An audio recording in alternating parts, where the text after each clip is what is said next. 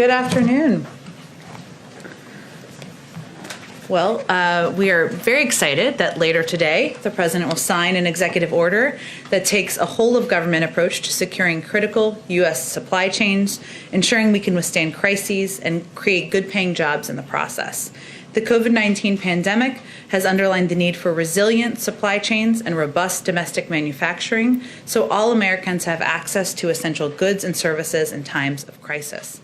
The EO will direct immediate 100-day reviews of supply chains for critical products that go into everything from phones to pharmaceuticals.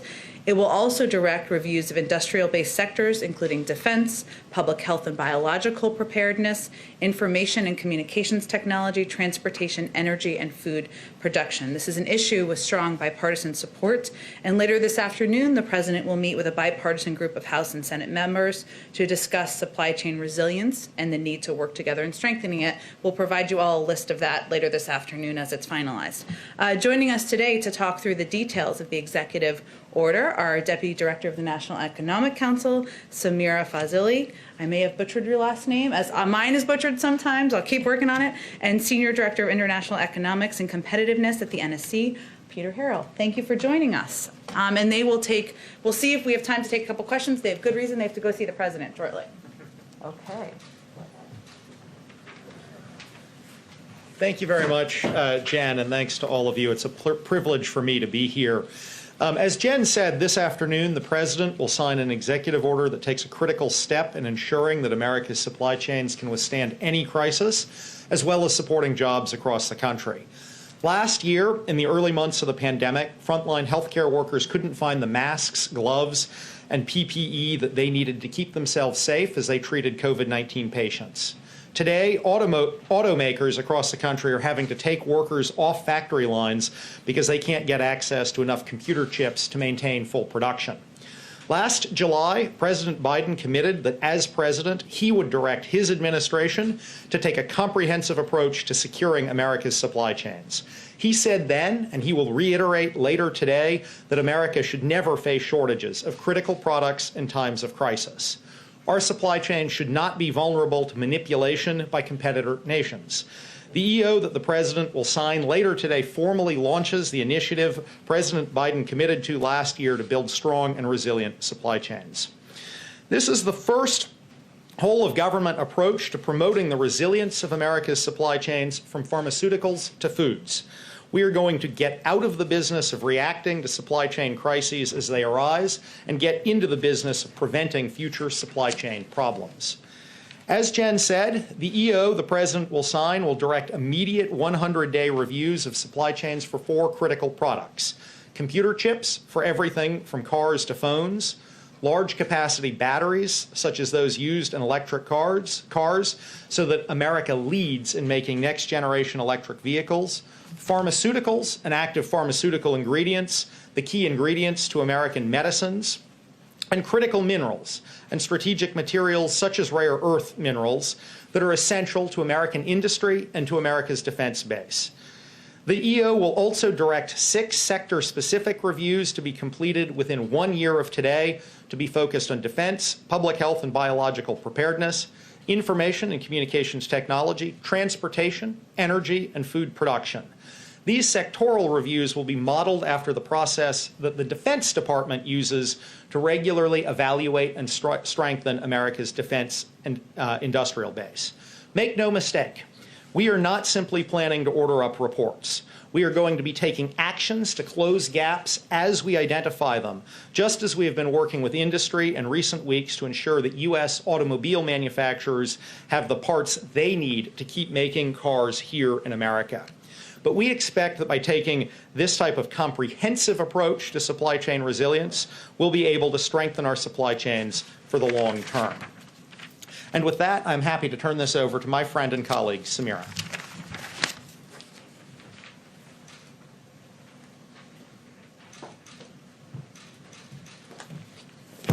Thank you, Peter.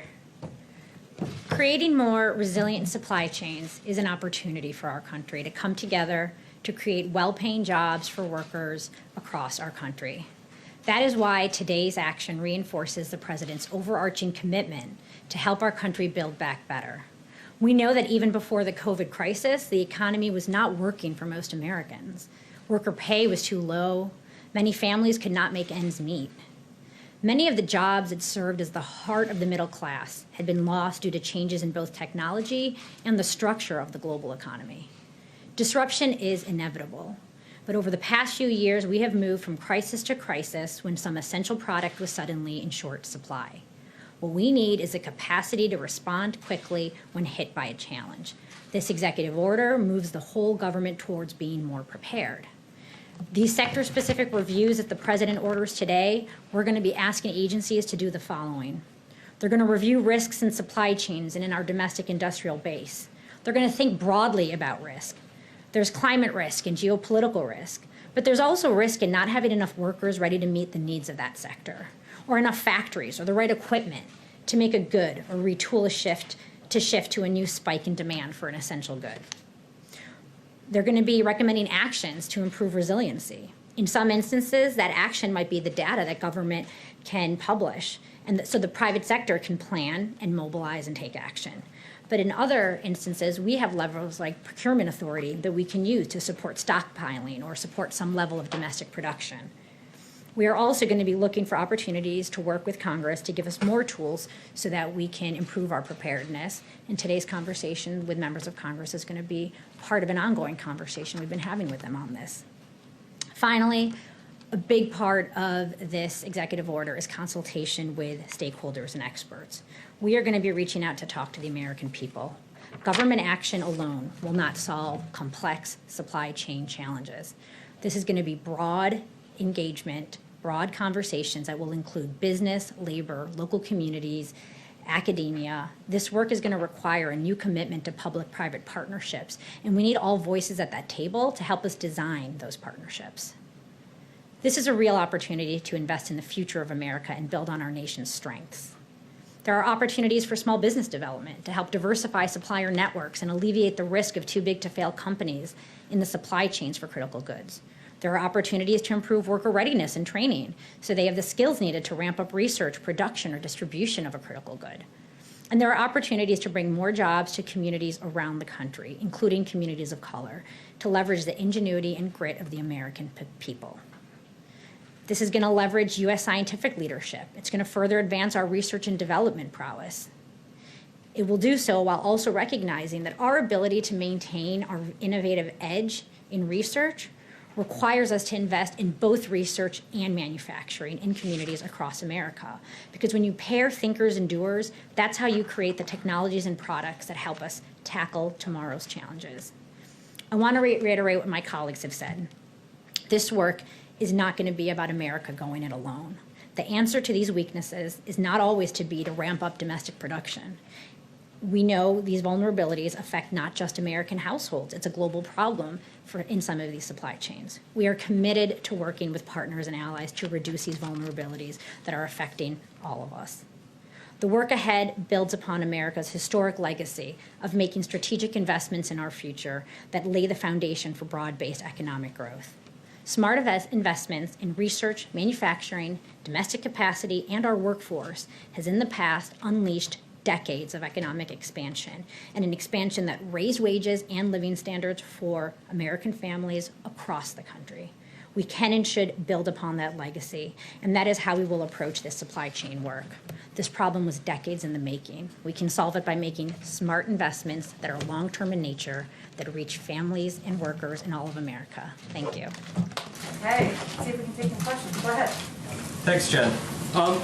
Presidents for decades have been promising to create factory jobs. We've got about 12.2 million factory jobs. That's down from 17 million in 2000. How many jobs do you think this initiative can create? And what are your metrics of success? Yeah, I'm happy to take that.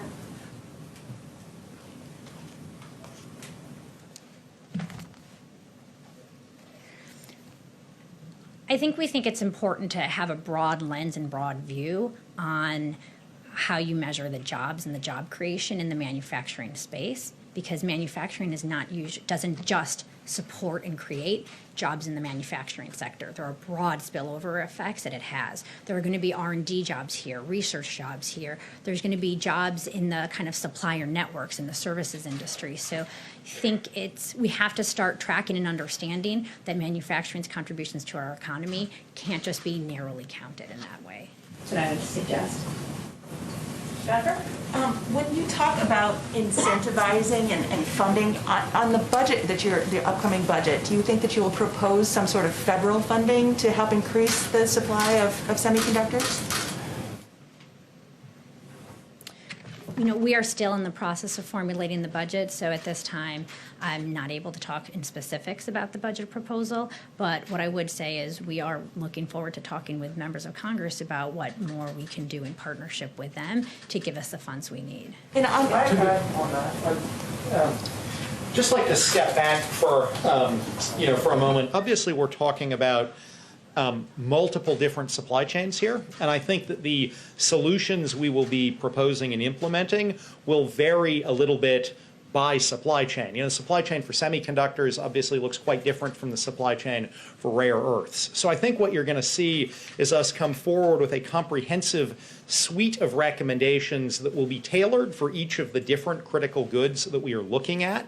In general, across the board, we're expecting we'll be using a mix of incentives to encourage production here, looking at ways to ensure there's surge capacity available for things that might need to be ramped up quickly, stockpiling, working with our allies and partners to make sure that we have cross-border open flows with our allies and partners where we might collectively need to take some action. So I think we're really going to be looking at a range of different tools here, not just any particular single tool. Defense Production Act, would you think that the White House would consider using the Defense Production Act specifically for the semiconductors? I don't think we're here to talk about how we would use the DPA on any particular supply chain at this point, but clearly, as we look at making resilient supply chains across the board, all tools are on the table for this administration. And then on Taiwan, can you say, how has Taiwan reacted to some of your requests for assistance on this? Have they been receptive to your pleas for help on boosting the supplies of the chips? I don't want to get into the nuances of specific diplomatic conversations we have had. Clearly, Taiwan is an important partner of the United States, and we've had constructive conversations with them. I'm sorry, we have to let them go, but I know there's a lot of interest in this, and we can do follow-up questions afterwards as well. But thank you both so much for joining us at the briefing, and you're welcome back anytime. Thank you. Okay, I just have a couple of additional items at the top. As you heard in our COVID public health briefing just a few minutes ago, starting next month, we will begin to deliver millions of masks to food banks and community health centers around the country. These are two nationwide networks that disproportionately serve hard-hit populations. Today, many low-income Americans still lack access to this basic protection. That's why we're taking this thoughtful and targeted action to keep Americans safe. We will deliver more than 25 million masks across the country. These masks will be available at at more than 1,300 community health centers and around 60,000 food pantries. Any American who needs a mask will be able to walk into these health centers or food pantries and pick up a high-quality American-made mask that is consistent with CDC guidance. This program is made possible through existing funding at HHS, and with this action, we are hoping to level the playing field, giving vulnerable populations quality, well-fitting masks. A couple other things. I know, lots going on today. I wanted to make sure you saw a letter released this morning by over 160 CEOs representing some of America's biggest and most respected companies, calling on Congress to act on the President's rescue plan. There is growing consensus across the country for this package, and that's reflected in polling showing a bipartisan majority of Americans back it. As the more than 160 business leaders put in their letter to congressional leaders, previous federal relief measures have been essential, but more must be done to put the country on a trajectory for a strong and durable recovery. Also, a winter storm update. Temperatures are back within normal ranges for this time of year across the states that have been impacted by the storm. That's, of course, good news. But water system outages and boil water advisories, although improving, remain an ongoing issue across the region, requiring additional federal support. Delayed shipments of COVID-19 vaccine doses are anticipated to be filled in the coming days, as we noted last week, and vaccination sites have reopened and are doubling up appointments to accommodate those canceled last week. All major airports are open. All rail carriers have returned to normal operations. Interstate and state highways are open. Transit agencies are returning to normal operations, and ports are operating under normal circumstances. Federal assistance continues. We noted the additional 31 counties yesterday, and of course, we'll continue to consider additional requests moving forward. Finally, to remain transparent with you and the American people, we wanted to share that the president tested negative for COVID-19 on Monday. We will venture to provide this update the following day in the future, but this is part of our regular COVID safety protocols that I mentioned a couple of weeks ago. The entire White House complex, as you know, continues to adhere to strict mask wearing, social distancing, and other mitigation strategies. Okay, sorry, a few things at the top. Go ahead. Thanks, Jen. On the masks, any sense of why the White House is using cloth masks instead of N95s, which are also made in America, and we have supplies? And do you have a list of manufacturers of the masks? Sure. Well, I would say that these masks are all adhere to CDC guidelines, and certainly they meet those requirements set by our federal standard. And just tell me your second question again. A list of the manufacturers of the masks. I don't have a list of those. I can see if there's more details we can provide. Okay. And then separately, Vladimir Putin said today that Russia's going to redouble its efforts on opposing foreign powers who he says are basically trying to undermine Russia. Does the White House believe that tensions with Russia are increasing? Well, we believe that certainly over the last several years, there have been more concerning steps that have been taken by Vladimir Putin and by members of the Kremlin, as the president has expressed during the campaign. And that is why he asked his national security team to launch a process of looking into not only reports of hacking around the 2020 election, but also the bounties on our troops that was of concern, of course, the SolarWinds hack, and to take a close look at that so we have our own assessment. As you know, the president also spoke with President Putin just maybe 2 weeks ago and did not hold back in expressing his concerns about the actions of his government. But we are letting that process see itself through. As I noted yesterday, it will be weeks, not months, before it's concluded, and we have more details about a response. Go ahead. Thank you. So just wanted to see if you could confirm that the president is speaking with King Salman of Saudi Arabia today, and if he'll do that in advance of the report on Khashoggi coming out. Well, as we've noted in the past, we remain committed to releasing through the DNI, of course, an unclassified report that we expect to happen soon. I don't have an updated timeline for you on that. I know there were also reports on a proposed call. We also expect that to happen soon. We're still in the process of scheduling when that will happen. Okay. And what are they going to be talking about in that call? Well, when we have the call and the president has the call, I'm sure we'll do a readout of it. Of course, we've had engagements at many levels with the Saudis to date, but we'll do a readout once we conclude the call. Do you have a status update on Nira Tandon with all of the delays on Capitol Hill as far as her confirmation?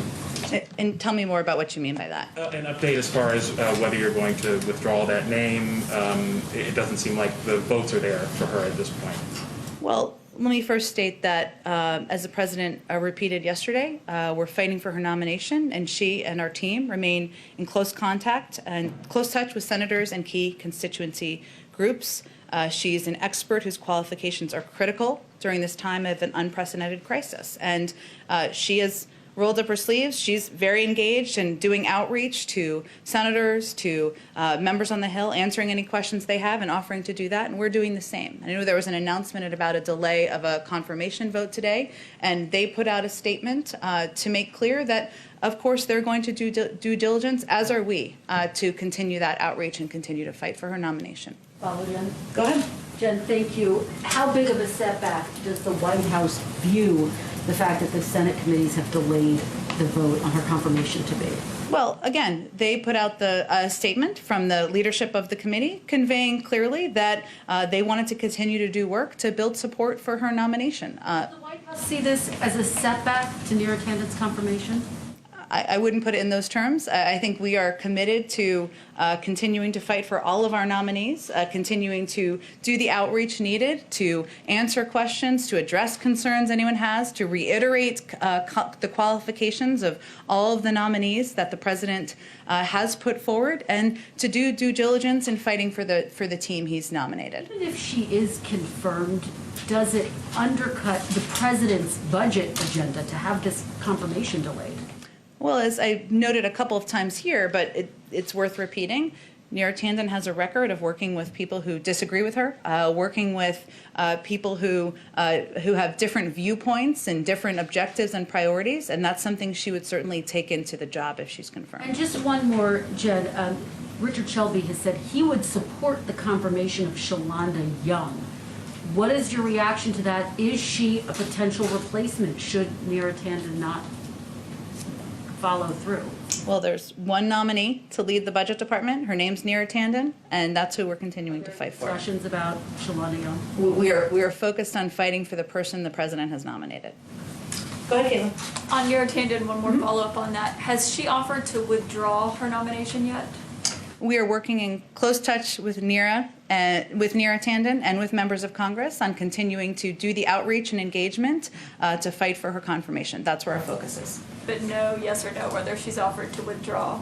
That's not the stage we're in, Caitlin. Where the stage we're in is working to continue to fight for her nomination. And as you know, it's a numbers game, right? It's a matter of getting one Republican to support her nomination. We're continuing to do that outreach, answer questions they have, and continue to reiterate her qualifications. And on the call with King Salman that's expected to happen, you said you're still working on scheduling it. Does President Biden want the Saudi Crown Prince to be on that call? The president's intention, as is the intention of this government, is to recalibrate our engagement with Saudi Arabia and to have counterparts communicate with counterparts. And Prince Salman communicated with the Secretary of Defense. That's the appropriate line of communication. And the president will speak with the king at the appropriate time. It will be soon. And as soon as we have an update on that being finalized, and of course when it happens, we'll provide you all with a readout. I know that, yeah, they'll be speaking, but is he okay if he's on the call? I would anticipate the call being directly with the king and a one-on-one call, or a call, of course, those would be the primary participants. Okay, my last question is on the Johnson & Johnson vaccine as it's moving toward authorization. It looks like Jeff Zients, the coordinator, said today they believe they're going to have between 3 and 4 million to ship pending authorization. That was initially supposed to be much higher, according to the contract that Johnson & Johnson signed with the federal government, closer to 10 million, I believe, in February. So is President Biden disappointed that Johnson & Johnson is not going to have closer to 10 million vaccines ready to go if and when they get authorization? Well, Caitlin, we were surprised to learn that Johnson & Johnson was behind on their manufacturing. As you noted, it was kind of reported earlier to be about 10 million, and now it's more like 3 to 4 million doses that they would be ready to ship next week if they are moved through the FDA process, which is not yet concluded, just to note. And we are going to continue to work with them on ensuring that that can be expedited. So if the Johnson & Johnson vaccine is approved. Go ahead. I want to follow up on what you just said about recalibration with the Saudis. Is that the extent of the recalibration, just having the president deal directly with King Salman? You say that MBS has been engaging with his counterpart at the Defense Department. If the U.S. government believes that Mohammed bin Salman was behind or in some way related to the death of Jamal Khashoggi, how can this administration continue to deal with it? And in what way do you intend to? Well, I think we'll wait for the unclassified report to be released, which will be released through the DNI. And while I don't have an update on that, I expect that will be soon to speak further. And of course, when I talked about recalibration, I was referring to, of course, the counterpart to counterpart, because that was kind of how the question was posed. But, we always look, the president is taking a fresh approach to how he engages with foreign leaders around the world, and different from the prior administration. And that means he will not hold back, and he will speak out when there are concerns he has about human rights abuses, about the lack of freedom of speech or the lack of freedom of media and expression, or any concerns he has. At the same time, we have a long relationship with Saudi Arabia. They are being attacked in the region, and that is certainly an area where we continue to work with them on. But I expect we'll have more to say when we get post the release of that report. An unrelated question. What is this president's view toward the loyalty that teachers' unions should have towards students? This president is a strong supporter of unions, public sector unions. Is a teachers' union's obligation to the workers and their concerns about safety, or is a teachers' union obligation also to students? Well, I can't speak to the obligations or I'm not a spokesperson for the teachers union. I'm a spokesperson for the President of the United States. So I can convey to you that his commitment is to the students and to the teachers and to the parents who want to have their kids back in school. And he wants to do that safely. And that's what his focus is on, and that's the role he can play from the federal government. Go ahead, David. Jen, just back on the Saudi issue, I understand that until you've had the conversation, you're not going to talk much about the policy implications. The president did have some things to say during the campaign. He said, we were in fact going to make them pay a price and make them, in fact, the pariah that they are. And later he said there was little social redeeming value in the present government in Saudi Arabia.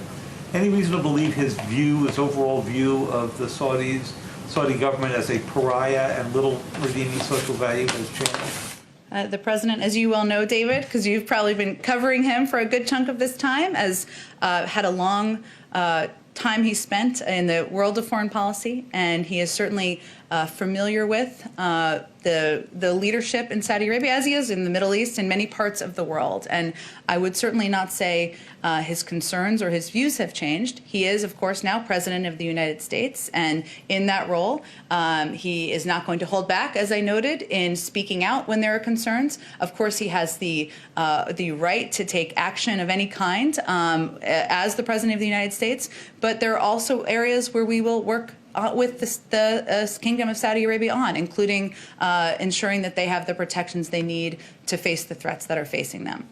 Well, a little more on this and following on how you sort of think about this.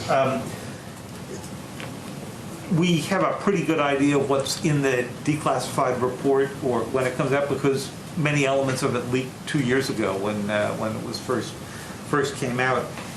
If you come to the conclusion that there were any senior Saudi officials who were involved in the Khashoggi murder, would those officials be welcome to the United States? Could they conceivably be subject to criminal prosecution as accessories to a murder and thus not want to enter the United States? I certainly understand the line of questioning, and I know there's an eagerness for the full report to be released. I'm not going to get ahead of the policy process or the release of that report, and you'll have to come back. Others will have to come back on the day after it's just released or the days after, and we can discuss it further. Go ahead. Oh, sorry, we'll come back to you next. I didn't see your hand. Go ahead. Thank you.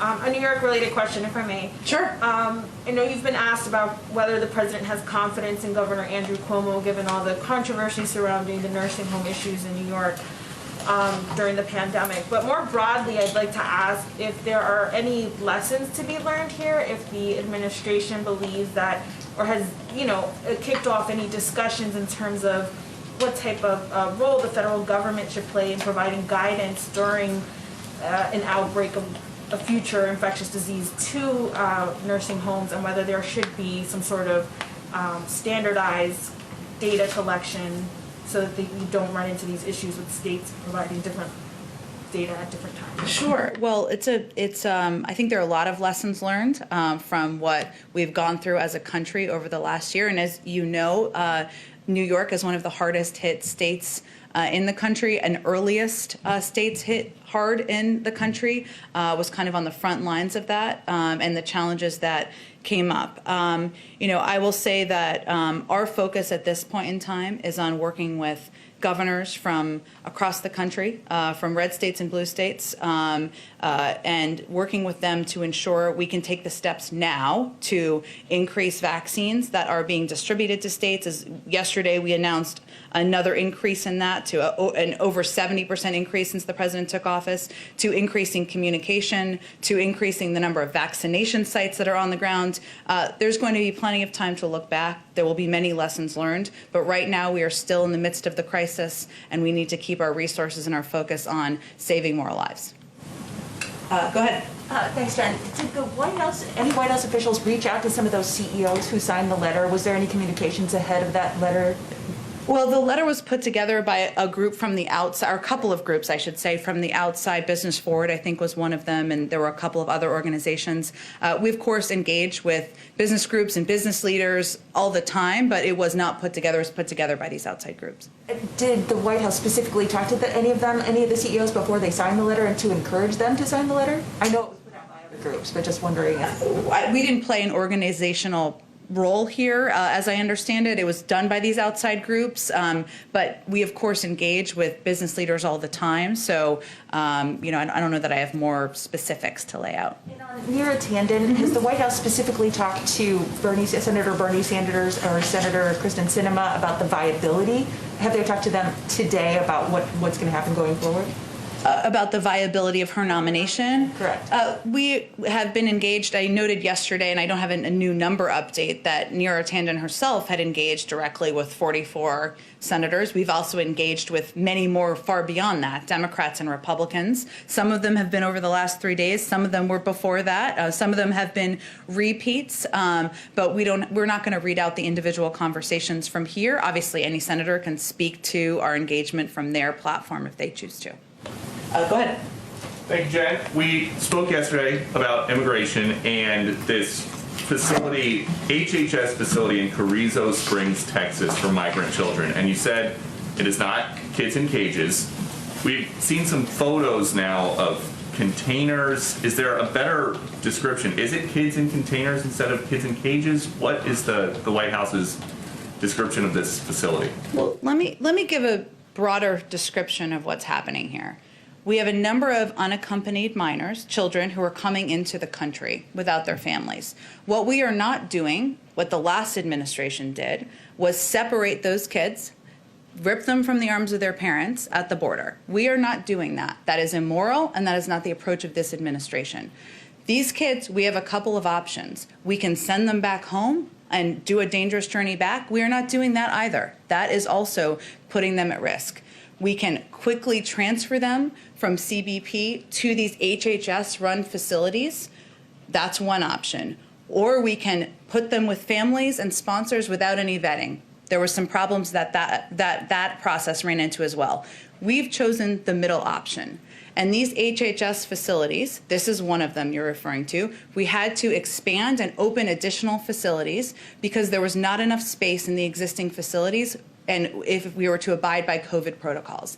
That's the process and the step. This facility in Texas, which has been reopened, has been revamped, there are teachers, there is medical facilities, and our objective is to move these kids quickly from there to vetted, sponsored families, and to places where they can safely be. This is a difficult situation. It's a difficult choice. That's the choice we've made. So just one step back from that, we've been talking to people down at the border who say that right now DHS and the Border Patrol are using the same kind of facilities now that they did during the Trump administration, and that there's a facility right now, it's in Donna, Texas instead of McAllen, Texas, but it's tents and chain link fence around it. And so a CBP facility before they're transferred to the HHS facility, is that what you're referring to? Yes, and the issue would be that just in the last couple days, they had hundreds of kids that they were holding for over 72 hours, which is the legal limit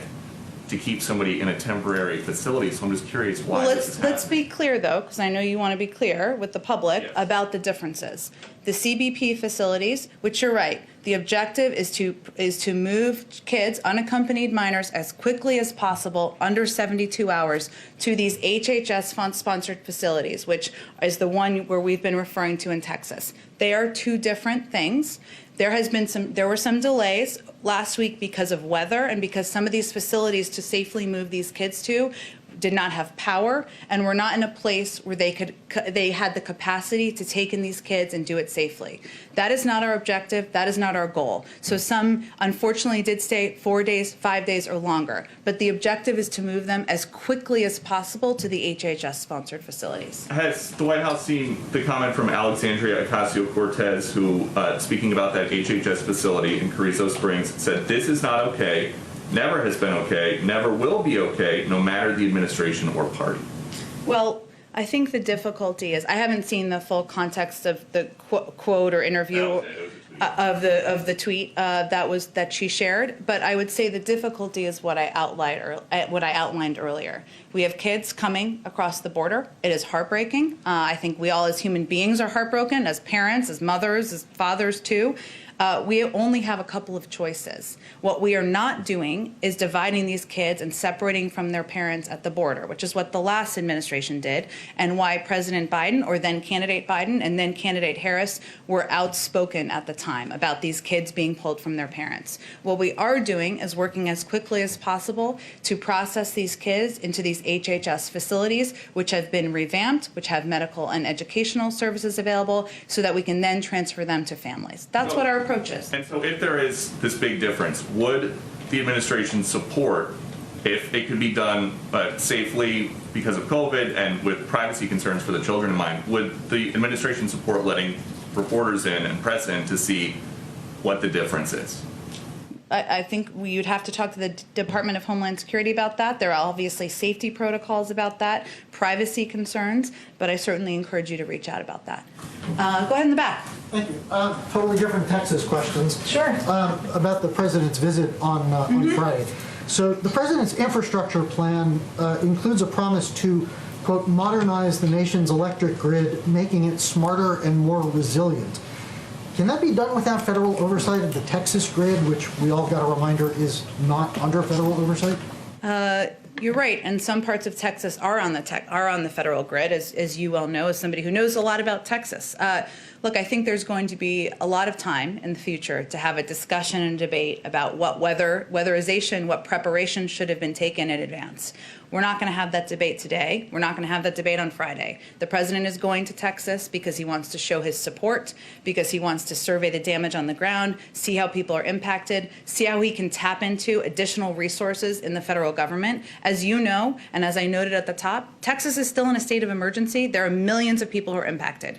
We can have a policy debate later. Right now, we're going to help the people who are still suffering and going through a really challenging time. Does the president consider what happened in Texas last week, and we still have the after effects? Does he consider that to be a natural disaster or a man-made disaster? And how does that affect the policy response? Well, again, there'll be a policy discussion, and I'm sure as we look ahead to delivering on the president's Build Back Better agenda, as you know, he's been a longtime fan of infrastructure. He loves infrastructure. It's one of the things that I'm sure we'll be talking about in the months ahead, and protecting our nation's critical infrastructure, which we all know is outdated.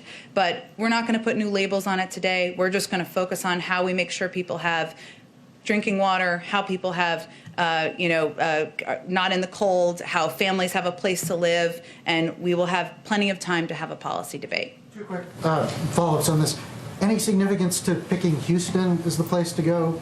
Significance with the fact that it's Ted Cruz's hometown, for instance? Any other significance? That is not a significance. I would say that while the president is there, he wanted to also visit a place where vaccines are being distributed. So that was another component of the trip. In addition, we worked in very close coordination, as I've noted, as we were trying to figure out the timing of the trip with experts on the ground, with our acting FEMA administrator on where it would be most appropriate to visit. And you may have sort of already addressed this, but I just want to be clear. Can we expect any sort of announcement while the president is in Texas or going to Texas, investigations, new aid, deliverables, anything? We've been kind of reviewing every day new assistance that can be distributed, which I've been trying to read out at the top of the briefing in coordination with our acting FEMA administrator and Liz Sherwood-Randall. So I don't know. It may be that there may be more because we're just trying to get as much out the door as possible. But I wouldn't expect. There's nothing that we're holding, I should say, for Friday. If that makes sense. Go ahead. Hi, Jen.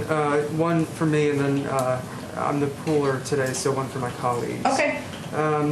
What's the White House view on this this variant that's emerged from California, and how it might factor into your modeling on a timetable for return to normalcy and your vaccination campaign? Sure. Well, one of the reasons we've been quite careful, or I have tried to be, about predicting a return to normalcy is because there are unpredictable components of the things that come up with the virus, right? As we've seen with other variants, and certainly the California variant is an example of that. The reporting on this is quite new, as you know, and our health and medical experts will, of course, take a close look at it and make some evaluations about what they foresee the impact as being. So I would certainly defer to them on that perspective, and send you to them to ask any health questions. And has the president been briefed specifically on the California variant, and is he concerned, alarmed? The president is briefed regularly on COVID. He asks questions about COVID and updates, and I would not be surprised if he had not asked this morning. I was not in any policy meetings with him this morning, so I don't have any update on his briefings. So from my colleagues outside the room, I actually received several different questions on, Sure, go ahead. On some of the Saudi, the call with the Saudi King Salman, as well as the Khashoggi report. And I know you've addressed this, but is it important for the president to speak with the king in the context of the release of the report? I'm not going to preview his call with the king. Obviously, they'll cover a range of topics, and when we have concluded that call, I'm sure we'll provide a readout to all of you. Go ahead. Yeah, just a quick follow on the Tandem nomination. Sure. We were told that Senator Sanders wasn't consulted at all before you guys announced her nomination, and I just wanted to ask, why didn't Sanders get a heads up on it? We consult, I mean, the process, and having worked on the confirmations team, I can give you a little insight onto this. The process during the transition of nominees being selected, there often was consultation with a limited number of members. It typically wasn't very broad in advance of a selection. Obviously, the president selects people he's going to nominate for positions. And then oftentimes the immediate follow-up to an announcement is immediate outreach from the nominees to a range of senators and a range of officials in Congress. So that's a normal part of the process. Budget, though, so was there any reason why he wasn't given a heads up? Again, I don't think I can speak to her announcement or who was or wasn't consulted in the days ahead from several months ago, but Senator Sanders is someone who we consult with regularly at many levels, including at the president's level, and expect we'll work with him on confirmations, but also a range of the president's objectives. Just a quick follow on immigration. Some of House and Senate Democrats have raised the possibility of putting a pathway for undocumented essential workers into a second reconciliation package. Pelosi even said it would be wonderful if it could fit. Does the president support that option? I'm sure he'll have discussions and consultations with Speaker Pelosi, as he does frequently, and others about how they want to move the path forward on immigration. And he proposed the comprehensive bill with several components because he thinks they all are pivotal. But we haven't had any extensive conversations on that yet, so I don't have anything to read out for you. Second reconciliation or anything? Say it again? On a second reconciliation, you haven't had... No, we'll see. We'll let Congress play out the process of what they want to propose or how they want to work through the components of the immigration package. He's proposed it as a full, multi-step, comprehensive package because he feels that smart security, a pathway to citizenship, and addressing the root causes are all pivotal, but we expect this to be an ongoing conversation about different components of what members support. And then if I could, just one more. I mean, as you know, the UI benefits expire March 14th. Mm-hmm. Is there a backup plan if the COVID package doesn't pass Congress by that time? Well, let me first say that the president is focused on moving this forward as quickly as possible because, as you noted, there is a timeline in the middle of March when millions of people would lose their benefits. And it's not everybody on that day, and there's a progression of it, but that is of great concern. And that is one of the reasons why there is significant urgency in moving this forward as quickly as possible. And as you also know, covering Congress, a backup plan, most scenarios would involve Congress. This is the best pathway to preventing millions of people from losing their benefits, and that's why we are hopeful that it will move quickly through the House, as we anticipate it will, and then quickly through the Senate, and we'll be able to get the rescue plan signed into law so that is not an issue. Thanks, Jen. Go ahead in the back. Thank you, Jen. I have two questions on Iran and Yemen. On Iran, the president opted for diplomacy, but there's worries in the region and Europe as well that the ballistic missile development and Iran's interference in the region might not be addressed or linked to the nuclear file. Can you assure us that actually this is the case? And second, do you believe that Iran is testing your resolve in Iraq by attacking the green zones and the Erbil airport recently? Well, first, on the first question, can you just say the last part of it again? You were saying, I'm sorry, masks make it difficult. Are you guys going to link the ballistic missiles development and Iran's interference in four Arab countries to the nuclear file, or are you going to leave it separately? Because there are worries that actually you're very eager to secure a deal and you're going to leave this behind like it happened in 2015.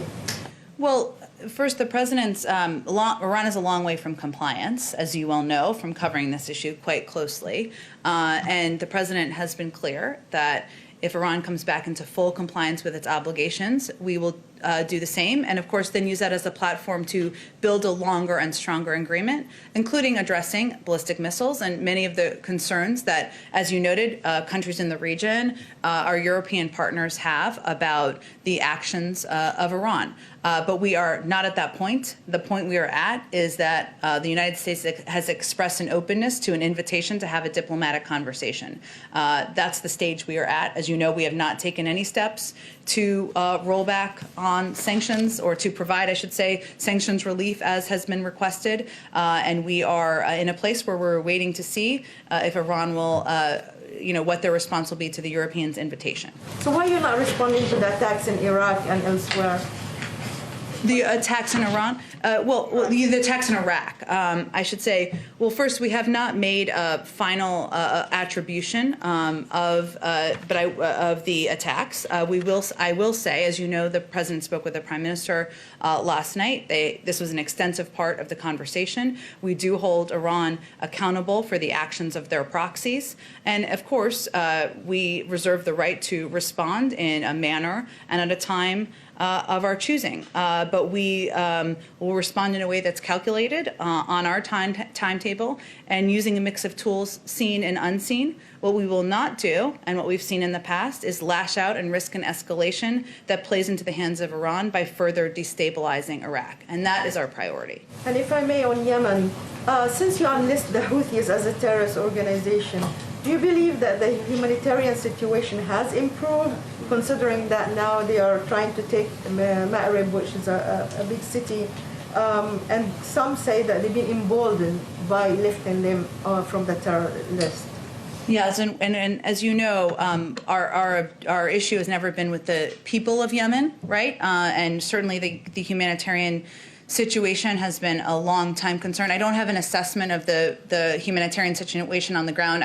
The State Department is likely going to have the best assessment of that, but I can also talk to them, or you can, of course, reach out to them directly to get an assessment.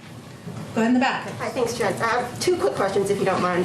First, on voting rights. We're seeing several states consider bills to restrict voting rights, or restrict voting. Is the administration willing to work with Congress to pass legislation to expand access to voting? Certainly expanding access to voting, making it easier for people to vote is a priority of the president's, a priority of the vice president's, and we're happy to have that conversation. In what ways would you be willing to do so? Democrats have sent a letter to the president asking for policing of voting-related crimes. Is that something that the administration is going to look into? And what are other specific steps that the administration is willing to do to help combat some of these pieces of legislation that we're seeing in other states? I have not taken a full look at all of the different pieces of legislation. I'm happy to talk to Ambassador Rice, who's running point on this, and I expect we'll have more to say on voting rights soon. But let me do that, and we can see if we can get you more specifics after the briefing. And then shifting gears, I know that you have talked about supporting a study of reparations, but on another note, we've talked about the impact that COVID has had on the Black community, whether it's in deaths and the job losses. Yeah. Is the administration considering some type of targeted relief for Black communities or communities that have been hit hard that may not be reparations, but maybe job training or something to help communities build back from this pandemic, specifically communities that have been hit hard, such as Black communities? Sure. Well, let me first say that the American Rescue Plan is the package that we hope we will have signed into law soon that is going to provide relief that is targeted at the communities and the people and the families who have been hardest hit, from direct checks and payments to more money for vaccinations to get them out to communities that have been harder hit, to the reopening of schools that is certainly impacting many, many communities, including Black communities. Beyond that, obviously the president will consider a range of options, things that he talked about on the campaign trail to build the economy back better. That's not anything we have to preview or that's been finalized at this point in time, but our objective right now is to get the American Rescue Plan passed and to get that direct relief out to a range of communities. And I understand $1,400 checks are one thing, but I guess down the road helping communities, people that have lost their jobs, training them for these jobs of the future. Is that something? Again, job retraining, helping the manufacturing sector, doing better with caregiving, improving our nation's infrastructure. These are all components of the president's agenda that he talked about on the campaign trail and is certainly a blueprint for what he would like to do as president. But right now, we're just focused on the rescue plan, getting it passed, getting it through, getting that direct relief out. And then I expect we'll have more to say. He will have more to say after that is concluded. Go ahead, Kristen. Can I ask you one on the minimum wage? Sure. One of the points of debate as it relates to the president's COVID relief package, would the president support anything below $15? For example, the proposal for an $11 minimum wage. The president put $15 minimum wage, an increase in his package, because that's what he believes the increase should be. As you know, is working its way through a parliamentary process at this point in time. Hopefully we'll have more news on that in the coming days. But his support is for the $15 increase. Senator Sanders has said there's no room for compromise. Does the president think there's room for compromise on that $15? Well, the compromise will be between members of the Senate who may have disagreement on where the minimum wage should sit and what the process should be. But the first step is the bird rule, the bird bath. I just like to say that every day. And then members will, and we're certainly hopeful that that will conclude with the minimum wage being included in there, but that is up to the parliamentarian for that process to conclude. And then senators will have to debate what a final package looks like. Go ahead, Steve. Just a quick one. There's been some survey data that suggests there's some hesitancy within the armed services of taking the vaccine. The commander-in-chief, in theory, could require that members of the military take the vaccine. Is that something he's considered doing and is wanting or willing to do? That's a really interesting question. Everyone's questions are interesting, but that's a very interesting question. I have not spoken with him about that or to Secretary Austin about that, who any decision like that would be in consultation and at his recommendation. I'm happy to follow up with it on it, or I would suggest you talk to my old friend John Kirby about where they stand on that question. Go ahead, David. Just following up on Kirsten's on the minimum wage there. It sounds from your description of the negotiation underway now between House and Senate on the wording that the president would basically sign whatever comes out of conference here. That would be the implication of your statement, that he doesn't really have a choice on the minimum wage at this point. Is that what you meant to say? That is not my implication. I hope that's not what other people took from what I said. But what I was conveying is that there's a process that this has to undergo, and it needs to move through the Senate parliamentary process. We don't even know where they're going to conclude on whether the minimum wage is in the package or not in the package. And certainly, and I'll leave the analysis to all of you, there would be many who would support it not being in the package, and there would be many who would oppose it not being in the package. We understand that. We know how a bill becomes a law. What I'm conveying is we're not going to get ahead of that process. And that You're not saying the president won't sign it if it doesn't have a minimum wage provision?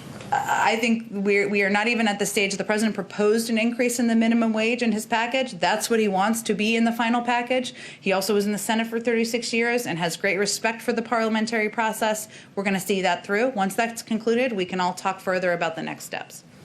Go ahead. There's a report that South Korea is working with Iran to possibly unfreeze $7 billion in Iranian money, but they would need a waiver from the U.S. State Department. Is that something that the administration would consider? I have not seen those reports. I'm happy to follow up with our team at the State Department, but it would probably be more direct if you follow up with them directly. Okay, and one more on vaccines. What does the White House think when they see a governor like the Democratic governor of Connecticut, Ned Lamont, who says he thinks if he goes his own way, not with the national recommendations, to distribute vaccines just based on age, then he can get them out faster and more equitably than if he follows the recommendations from the federal level? Well, we make recommendations at the federal level for a reason, because there are groups that we feel should be prioritized, whether they're frontline workers, healthcare workers, individuals over a certain age, as you noted. And our objective, of course, is to get to the stage where there's recommendations for people who are much younger, who don't have health conditions that would mean they would qualify.